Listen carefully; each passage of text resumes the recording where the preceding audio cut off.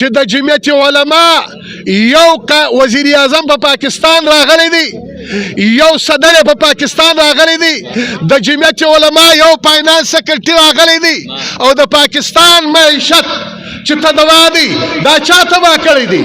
او د پاکستان معیشت تباه دی. سوال د علماو نه دی، ما ته دې راکړي دي 10 روپۍ او راته وایه ما ته د مردان په ښار کې بلډینګ رانسه. په 10 روپۍ بلډینګ نه رانیول کېږي.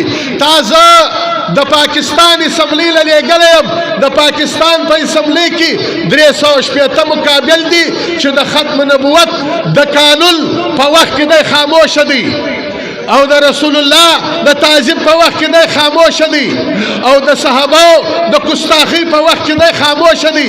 جمعیت علما ستا دغه نگرانی کړې ده، تا چې کوم ووټ ورکړی دی دا چوکیداري د پاکستان په اسمبلی کې کړې ده، چې په ختم نبوت یې جګړه کړې ده، د رسول الله په تهذیب یې جګړه کړې ده، په ناموس صحابه باندې یې جګړه کړې ده.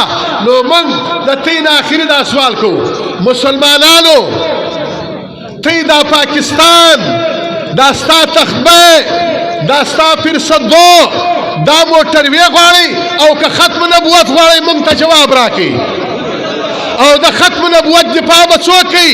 د جمعیت علما نه بغیر په اسمبلی کې وګوره، د جمعیت علما نه بغیر په دې ملک کې وګوره، او داسې د صحابهو د دفاع چې یو څوک دی جمعیت علما ده او یو قائد محترم دی چې هغه د وجې نن دنیا خاموشه ده، ورنه قادیانیت منل په پاکستان باندې سپوري.